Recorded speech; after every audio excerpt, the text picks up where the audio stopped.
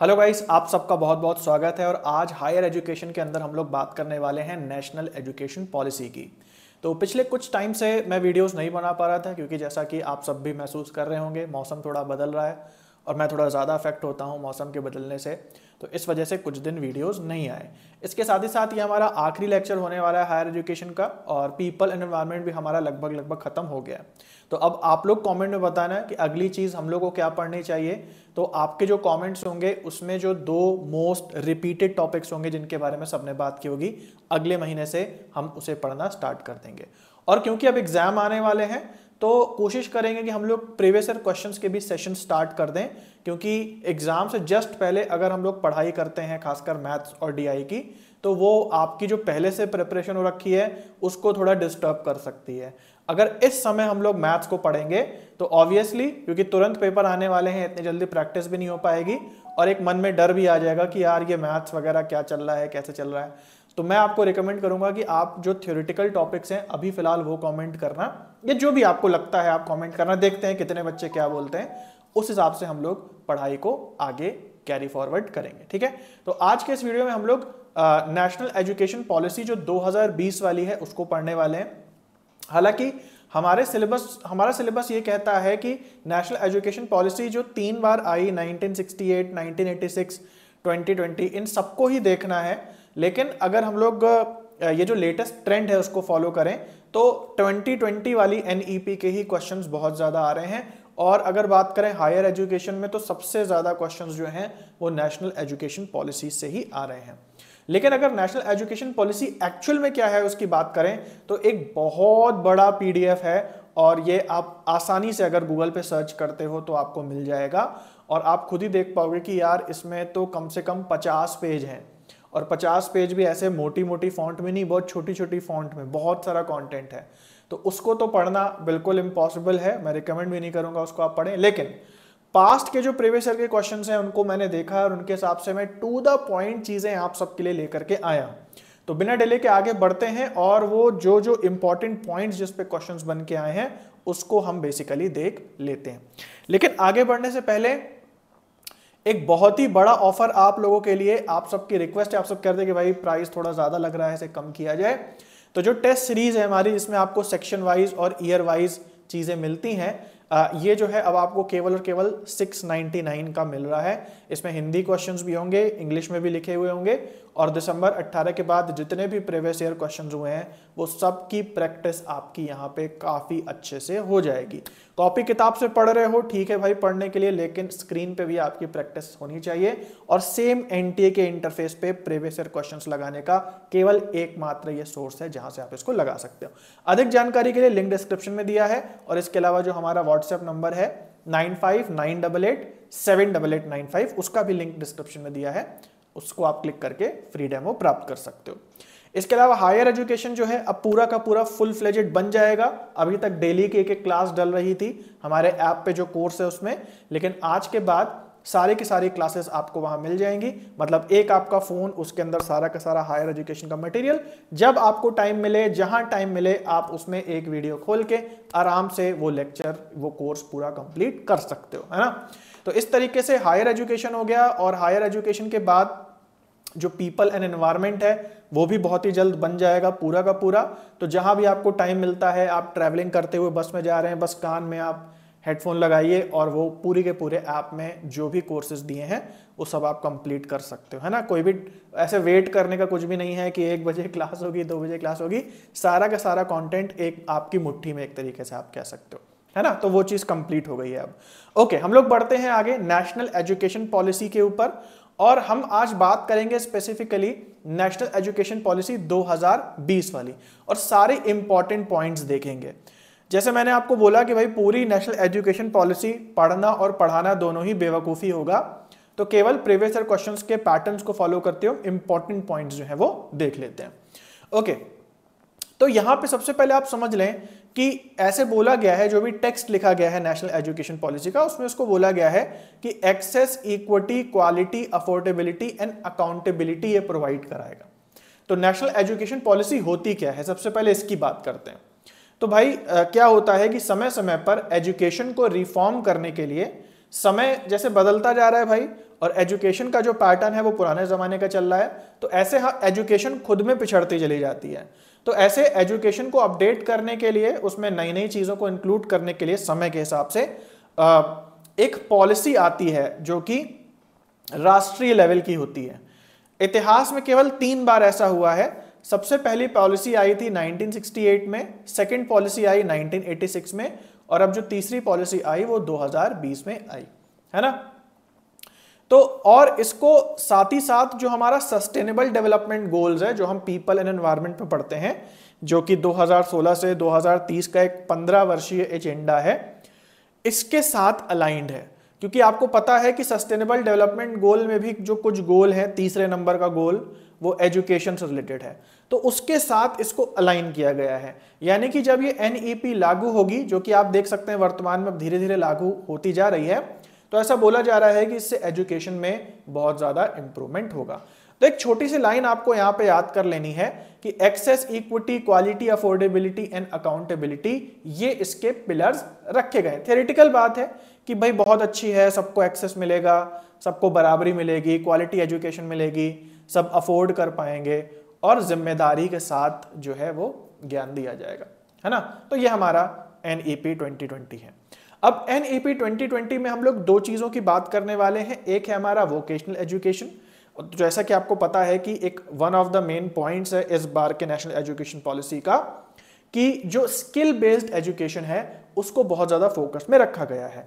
पहले जमाने में या इससे पहले जो प्रॉपर एजुकेशन है वो हम केवल कॉमर्स, आर्ट्स, साइंस, बायोलॉजी, इन्हीं सबको हम लोग पढ़ाई मानते थे, स्किल को हम ज्यादा महत्व नहीं देते थे।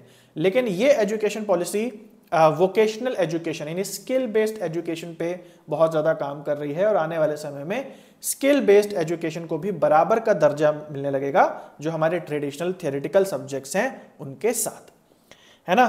तो यहाँ पे जो स्किल होती है वो थियोरी से अलग होती है। वोकेशनल एजुकेशन स्किल बेस्ड है और इसकी जो जांच करी जाएगी उसके लिए फ्रेमवर्क भी अलग बनाया गया। जांच का मतलब जो आपके एग्जाम्स होंगे स्किल बेस्ड एजुकेशन के, उसका जो आपकी रैंकिंग होगी, आपकी मार्किंग होगी, उसका भी एक अलग फ्रेमवर्क यहां डिसाइड किया गया है, जिसको हम कहते हैं NHEQF, national higher education qualification framework. और इसे कहां से लिया गया है? इसे लिया गया है NSQF से, इससे फॉर्मुलेटेड किया गया है। NSQF क्या है? National skill qualification framework. यहां पे जो भी बोल्ड से लिखा है वो आपको रट लेना है, जो शॉर्ट फॉर्म फुल फॉर्म लिखे हुए हैं, इसी से बहुत ज्यादा क्वेश्चंस बनते हैं। अब थोड़ा सा प्रैक्टिकल लेवल पे इसकी बात करते हैं। देखो भाई क्या है कि जो हमारी स्किल्स होती हैं, है ना, स्किल से हम डायरेक्टली एक तरीके से लायक हो जाते हैं पैसे कमाने के। जैसे फॉर एग्जांपल आपने देखा होगा आपके चारों ओर कुछ ऐसे लोग हैं जो पढ़े लिखे नहीं हैं, लेकिन फिर भी उनके पास एक स्किल है जिससे वो बहुत अच्छा पैसा कमा रहे हैं। जैसे कारपेंटर हो गए, इलेक्ट्रीशियन हो गए, सॉफ्टवेयर डेवलपर्स हो गए, है ना।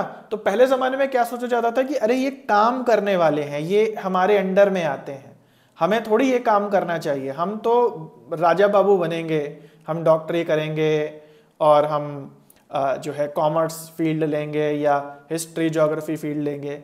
लेकिन अब प्रेजेंट में आप देखते हैं कि ये सब बातें उल्टी हो गई हैं। जो लोग ह्यूमैनिटीज से पढ़ाई कर रहे हैं, जो लोग कॉमर्स ले रहे हैं या जो लोग BCom और ये सब चीज़ें कर रहे हैं, उनको जॉब ही नहीं मिल रही है, वो ढूंढ रहे हैं और उनके लिए कोई काम नहीं है। लेकिन जो ये लोग हैं जो कि स्किल बेस्ड काम करते हैं, उनकी कमी हो रही है। आप किसी कारीगर को बुलाते हैं, एक हफ्ते बाद आता है, कहता है भाई मेरे पास तो टाइम ही नहीं है। तो क्यों ना ऐसा किया जाए कि शिक्षा के माध्यम से भी स्किल को बांटा जाए, और वही सब काम जो मैंने बोले, कारपेंटर का काम, लोहे का काम करने वाले का काम, सॉफ्टवेयर इंजीनियर, सॉफ्टवेयर डेवलपर, ये सारी कैसी चीज़ें, बिजली बनाने वाले, इलेक्ट्रीशियन जिसको बोलते हैं, तो इसको भी अब आज ये भी समान दर्जे का हो जाएगा हमारी जो ट्रेडिशनल पढ़ाई होती है उसके साथ। लेकिन इसकी जो परीक्षा है उसमें पास होने वाले व्यक्ति को हम ट्रेडिशनल तरीके से उसका माप नहीं कर सकते, ट्रेडिशनल तरीके से इवेल्युएट नहीं कर सकते। तो उसके लिए यहाँ पे नेशनल स्किल क्वालिफिकेशन फ्रेमवर्क का यूज किया जाएगा, जिसमें जितने मार्क्स जो व्यक्ति लाएगा उससे हम ये बता पाएंगे कि ये किस दर्जे का उसके पास स्किल है। किसी के पास कम स्किल होगी, किसी के पास ज़्यादा स्किल होगी। जो ग्रेजुएशन जिसने किया होगा वो उसका छोटा रैंक होगा, जो पोस्ट ग्रेजुएशन करेगा उसका बड़ा रैंक होगा, एंड सो ऑन, इस तरीके से, है ना। इसके अलावा एक संस्था भी बनाई जाएगी, national committee for integration of vocational education यानी NCIVE। ये NCIVE ये काम करेगा कि इंडस्ट्री में काम दिलाएगा उन लोगों को जो कि इस प्रकार से एजुकेशन प्राप्त कर रहे हैं कोलैबोरेशन के तरीके से, कि एजुकेशनल इंस्टीट्यूशन और जो फैक्ट्रीज वगैरह हैं, है ना, जो लोग कंपनीज हैं जो जॉब प्रोवाइड कर रहे हैं, तो उनके बीच में ये एक समन्वय बनाएगा, कोलैबोरेशन कराएगा। तो ये हमारा है NEP वोकेशनल एजुकेशन के लिए। अगला पॉइंट है हमारा NEP for higher education. Higher education में क्या क्या चेंजेस हो रहे हैं उसके लिए मैं कुछ इंपॉर्टेंट पॉइंट्स आपके लिए लेके आया हूं। इनको तो भाई एकदम घोट करके पी जाओ पूरा, इनफैक्ट वोकेशनल एजुकेशन भी घोट के पी जाओ और हायर एजुकेशन भी आपको पूरा का पूरा रट लेना है, जो बोल्ड से लिखा है वो। और ये जो जितने भी नोट्स ये मैंने बनाए हैं इतनी मेहनत करके, इतने क्वेश्चंस देख के, वो सब आपके लिए फ्री हैं, लिंक डिस्क्रिप्शन में दिया होगा। इनफैक्ट इस पे बेस्ड काफी सारे जो प्रीवियस ईयर क्वेश्चंस हैं वो भी आपके लिए फ्री हैं, बिल्कुल टेस्ट फॉर्म में, जैसे हमारे इस कोर्स में होते हैं ना, सेम उसी फॉर्म में आपको वो लगाने को भी मिलेंगे। सबका लिंक डिस्क्रिप्शन में आपको मिल जाएगा। ओके, तो हायर एजुकेशन में कुछ इंपॉर्टेंट पॉइंट्स है जिसको हम देख लेते हैं। तो सबसे पहला है यहाँ पे कि एक एम बनाया गया है, एक टारगेट बनाया गया है कि 2035 तक जो ग्रॉस एनरोलमेंट रेशियो है उसको बढ़ा करके 50% तक कर देना है। अब ये ग्रॉस एनरोलमेंट रेशियो क्या है? ग्रॉस एनरोलमेंट रेशियो मतलब है कि हमारे देश के कितने प्रतिशत युवा हायर एजुकेशन के लिए अप्रोच करते हैं, है ना। जैसे मान लो कि आप देखें जो पिछड़े समाज होते हैं उसमें जो युवा होते हैं वो कॉलेज वॉलेज नहीं जाते, वो कहते हैं भैया कॉलेज जाएंगे तो कमाई कौन करेगा, तो वो लेबर बन जाते हैं या कोई छोटे मोटे काम करने निकल जाते हैं। तो अगर बात करें एक आंकड़े की तो 2018 में जो हमारा ग्रॉस एनरोलमेंट रेशियो है वो 26% है, मतलब मोटा मोटा 25%, यानी 75% जो युवा हैं वो हायर एजुकेशन के लिए जा ही नहीं रहे हैं। केवल 25% जो है शहरों के या जो विकसित लोग हैं, है ना, जिनके पास थोड़े पैसे हैं, जो एजुकेशन के अवेयरनेस समझते हैं, केवल वही लोग जा रहे हैं। तो ये कहा जा रहा है कि 2035 तक हम एजुकेशन की अवेयरनेस बढ़ाएंगे और 50% तक इस GER को ले आएंगे। उसके बाद जो दूसरा टारगेट है वो 2040 का है कि 2040 तक हम जितने भी हमारे हायर एजुकेशन के इंस्टीट्यूशंस हैं उनको मल्टी डिसिप्लिनरी बना देंगे, यानी कि ऐसा कर देंगे कि हर एक जगह पे सारे सब्जेक्ट पढ़ाए जाएंगे, ताकि एक ओवरऑल नॉलेज जो है, एक होलिस्टिक नॉलेज जो है सारे स्टूडेंट्स को मिल पाए। तो ये दोनों तारीख याद रखना, एक 2035 का टारगेट है और एक 2040 का टारगेट। अगला पॉइंट हम लोग देखते हैं, यहां पे कह रहे हैं कि UGC वगैरह ये जो इतनी सारी संस्थाएं बन गई हैं इनको हटा करके हम एक संस्था बनाएंगे जिसका नाम होगा higher education commission of India, short में बोले तो HECI। सब याद रखना, शॉर्ट फॉर्म फुल फॉर्म बहुत ज्यादा पूछे जाए क्योंकि बॉम्बार्डिंग हो रही है इन सब चीजों की। ओके, तो ये सारे हायर एजुकेशन को कंट्रोल करेगा, याद रखना, केवल मेडिकल और लीगल को छोड़ करके, बाकी जितना भी जो भी आ गया वो सारा इसके अंदर आएगा। अब HECI के कुछ पिलर्स होंगे, 4 पिलर्स होंगे, यानी 4 अलग अलग संस्थाएं जो हैं इसके अंडर में आएंगी। लाइन से देख लो और रट लो, घोल करके पी जाओ। सबसे पहली फर्स्ट वर्टिकल या पहला पिलर जो है इसका वो है हमारा NHERC। इसका फुल फॉर्म है national higher education regulatory council, जो रेगुलेशन करने का काम करेगा पढ़ाई के स्टैंडर्ड के ऊपर। दूसरा वर्टिकल है नेशनल एक्रेडिटेशन काउंसिल, नाक, जो अभी भी आप लोग जानते हो एग्जिस्ट करता है, जो चेक करेगा, वेरीफाई करेगा सारे कॉलेजेस की पढ़ाई के स्तर को। तीसरा यहाँ पे वर्टिकल है या तीसरा पिलर है यहाँ पे HEGC higher education grants council, जो रिसर्च वगैरह में पैसे देने का काम करेगा। ये बिल्कुल एक तीसरा पिलर बना दिया गया। और चौथा पिलर हमारा यहाँ पे है जनरल एजुकेशन काउंसिल यानी GEC, और ये जो है हमारा कोर्सेस कैसे होने चाहिए, है ना, हायर एजुकेशन प्रोग्राम्स क्या क्या होने चाहिए, इस पे काम करेगा, है ना।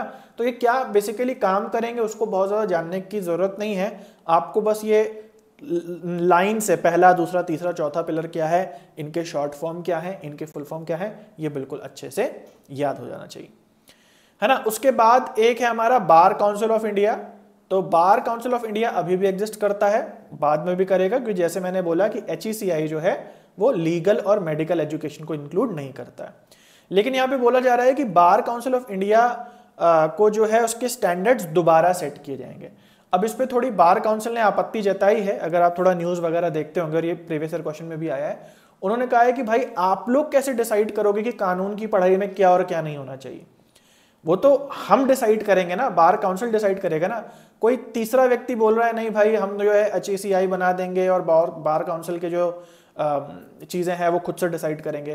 तो यहाँ पे थोड़ी सी जो है गर्मा गर्मी थोड़ी सी देखने को मिल रही है कि बार काउंसिल वाले जो हैं वो एग्री नहीं कर रहे हैं कि भाई आप जो है इंटरफेयर नहीं कर सकते, नेशनल एजुकेशन पॉलिसी में जो बातें हैं उसको वो थोड़ा अपोज कर रहे हैं, है ना। तो ये बात थोड़ी सी आपको याद रखनी। उसके बाद फाइनल है multiple entry and exit system, जिसको आप मीस कह सकते हो, MEES। इसका मतलब है कि जैसे मान लो ग्रेजुएशन में अभी तक क्या है, फर्स्ट सेकंड थर्ड ईयर होते हैं, उसके बाद पोस्ट ग्रेजुएशन में फर्स्ट ईयर और सेकंड ईयर होता है। इसमें क्या होता है कि इसमें कोई एंट्री एग्जिट के पॉइंट नहीं होते। एंट्री एग्जिट का पॉइंट केवल ये होता है, मतलब अगर आपने ये जो आपका 3 साल का ग्रेजुएशन है, प्रेजेंटली अगर आप मान लो फर्स्ट ईयर ग्रेजुएशन कंप्लीट करके छोड़ देते हो तो आपको फिर से फर्स्ट ईयर से ग्रेजुएशन करना पड़ेगा, है ना। मान लो आपने कोई ग्रेजुएशन का कोर्स 2 साल तक करा, फिर किसी कारण से आप आगे कंटिन्यू नहीं कर पाए, तो अब ऐसा नहीं है कि आप 1-2 साल बाद थर्ड ईयर ही केवल करोगे, आपको अभी क्या है प्रेजेंटली फिर शुरुआत से ही करना पड़ता है। तो कोई एंट्री एग्जिट पॉइंट नहीं है, एक साथ आपको 3 साल की पढ़ाई लगातार करनी पड़ती है। लेकिन ये क्या कहता है कि यहां पे क्या होगा कि ये फर्स्ट सेकंड थर्ड ईयर को हम अलग अलग क्वालिफिकेशन में बांट देंगे। पहले साल आपको सर्टिफिकेट मिलेगा, दूसरे साल आपको डिप्लोमा मिलेगा और तीसरे साल आपको एडवांस डिप्लोमा मिलेगा।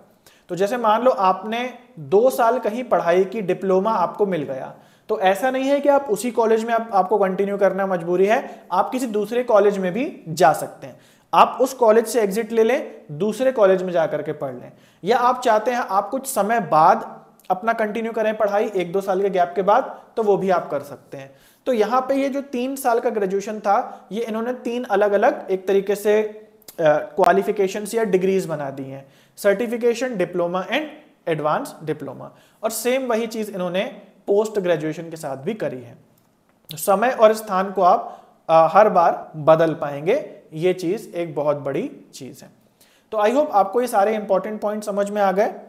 अब हम आगे बढ़ते हैं, कुछ क्वेश्चंस देख लेते हैं जल्दी से इसी के बेसिस पे। तो देखो यहाँ पे पूछा गया है कि 2035 तक कितना एम है GER को करने का, ग्रॉस एनरोलमेंट रेशियो कितना हो जाना चाहिए 2035 तक। तो इसका आंसर होगा 50%, जैसा कि हमने अपने नोट्स में देखा। अगला पॉइंट है या अगला क्वेश्चन है, 2 स्टेटमेंट यहां पे दिए हैं। पहला कह रहा है कि एक आइडिया है abolition of regulatory bodies of education like UGC, AICTE and NCT। तो जो इतनी सारी रेगुलेटरी संस्थाएं हैं, NEP में बोला जा रहा है कि इन सबको हम अबॉलिश कर देंगे, इन सबको हम हटा देंगे और उनको एक क्या करेंगे, क्योंकि ये जो बॉडीज हैं क्या है, बहुत ज्यादा हो गई हैं और रिडंडेंट है, इनका बहुत ज्यादा कोई काम नहीं है। सेकेंड स्टेटमेंट कह रहा है कि बार काउंसिल ऑफ इंडिया जो है वो इस आइडिया को अपोज कर रहा है ना। वो क्या कह रहा है कि लीगल प्रोफेशन ऑफ जो इंडिया जो है ये प्रभावित होगा अगर आप इतने ज्यादा चेंजेस करेंगे तो, है ना। तो दोनों बातें सही हैं। तो ऊपर वाला जो स्टेटमेंट है हमने अपने नोट्स में देखा, HECI है जो कि एक अम्ब्रेला संस्था है जिसके अंदर 4 पिलर्स होंगे, और बार काउंसिल ऑफ इंडिया जो है वो थोड़ा सा एतराज कर रहा है इतना जो कानूनी प्रक्रिया है, जो कानूनी पढ़ाई है उसमें चेंजेस करने के लिए। अगला क्वेश्चन देखते हैं, इनमें से कौन कौन सी रिकमेंडेशन है नेशनल एजुकेशन। ये सारे के क्वेश्चन बाय द वे सारे के सारे क्वेश्चन हैं, ये मोस्ट लेटेस्ट हैं, आप देख सकते हो जून 2023 के पेपर में पूछे गए हैं। उसके बाद यहां पे हम देखते हैं क्या क्या इंपॉर्टेंट पॉइंट्स हैं जो कि NEP में बोले गए हैं। जैसे नेशनल रिसर्च फाउंडेशन बनाई जाएगी यानी NRF, ओके। उसके बाद क्रेडिट किया जाएगा सारे हायर एजुकेशन इंस्टीट्यूशंस को, सबको मान्यता दी जाएगी। वोकेशनल एजुकेशन को प्रमोट करेंगे, मेन स्ट्रीम बनाएंगे, और national higher education qualification framework को लिया जाएगा, NHEQF। तो ये सारे पॉइंट यहां पे सही है ना, ये सारी की सारी चीजें यहां पे की जा रही हैं। उसके बाद अगला पॉइंट देखते हैं, NEP 2020 में जो हमारे HEI हैं, ऑल हायर एजुकेशन इंस्टीट्यूट्स, यानी जितने भी हायर एजुकेशन के यूनिवर्सिटीज हैं, वो मल्टी डिसिप्लिनरी इंस्टीट्यूशन बनने की कोशिश करेंगे किस साल तक? तो ये भी हमने अपने नोट्स में देखा 2040 तक का ये टारगेट है। ओके, अगला क्वेश्चन देखते हैं। अब यहां पे वर्टिकल या पिलर के बारे में बोला गया है, शिखर के बारे में बोला गया है कि पहला, दूसरा, तीसरा और चौथा HECI का शिखर कौन कौन सा है। तो यहां पे आपको, आप नोट्स में देखेंगे वहां पे आपको सिंपल मिल जाएगा GEC, NHERC, NAC and HEGC, है ना। तो इसको आप मिलाएंगे तो आपका आंसर नंबर जो है वो 1 हो जाएगा। तो आई होप आपको समझ में आ गया होगा कि इस प्रकार से क्वेश्चंस बन रहे हैं। ये सारे हमने लेटेस्ट क्वेश्चंस की बात करी है और इससे ज्यादा क्वेश्चंस जो हैं वो आपको फ्री मिल जाएंगे, नीचे डिस्क्रिप्शन में लिंक है और ये जो नोट्स हमने देखे ये भी आपको मिल जाएंगे। आई होप आपको अच्छा लगा होगा। कोर्स पूरा का पूरा अगर आपको समझना है higher education to the point on the basis of previous year questions, जिसमें आपको section wise previous year questions मिले, रीडेबल नोट्स मिले, है ना, to the point detail lectures मिले, तो पूरा का पूरा कोर्स का लिंक यही, जहाँ पे आपको फ्री कंटेंट मिलेगा वही आपका कोर्स का लिंक भी होगा, वहाँ पे आपको मिल जाएगा। और प्लस इस ऑफर का फायदा जरूर से उठाएं। सो गाइस, आई होप आपको लेक्चर अच्छा लगा होगा। आज के लिए इतना है, मिलते हैं नेक्स्ट वीडियो में, तब तक के लिए सभी को बाय और टेक केयर।